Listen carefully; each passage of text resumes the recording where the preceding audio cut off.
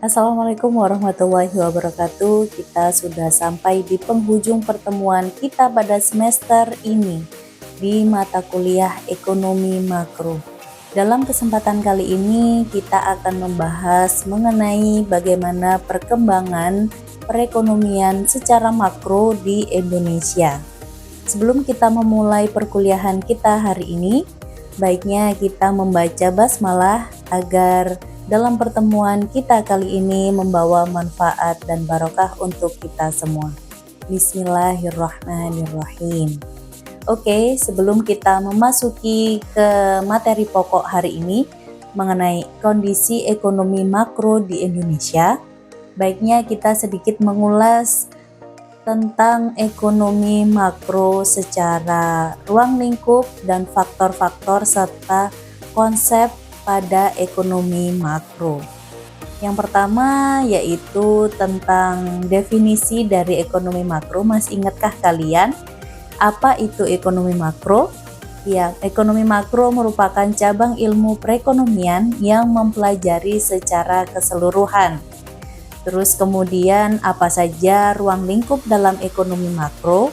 Yaitu output dan pertumbuhan ekonomi, serta adanya inflasi dan deflasi, kemudian ada pengangguran serta kebijakan ekonomi. Kemudian kita bahas mengenai faktor-faktor yang mempengaruhi ekonomi makro. Ada 3, yaitu permintaan dan penawaran agregat, yang kedua kebijakan pemerintah, dan yang ketiga adalah faktor eksternal. Kemudian dalam kebijakan ekonomi makro di Indonesia, ada 2 hal, yaitu tentang kebijakan fiskal dan kebijakan moneter. Yang pertama yaitu mengenai kebijakan fiskal, di mana APBN digunakan untuk mengendalikan inflasi, mendorong pertumbuhan ekonomi, dan mengurangi adanya ketimpangan.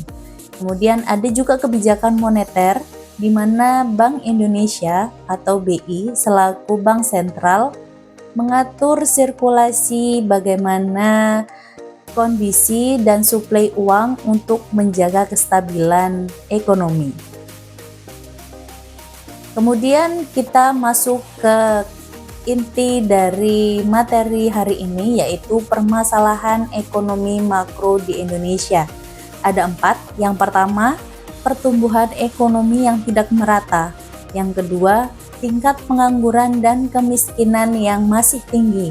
Dan yang ketiga, krisis nilai tukar rupiah. Dan yang keempat, adanya inflasi.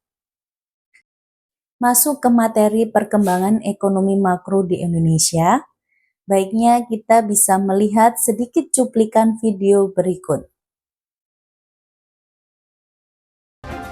Saudara Anda menyaksikan Kompas Bisnis bersama saya Putri Oktaviani. Di depan DPR, Menteri Keuangan Sri Mulyani bilang APBN 2025 dan 2026 dibuat dengan status terus waspada. Perang dagang membuat pertumbuhan ekonomi dunia, termasuk Indonesia, tertekan.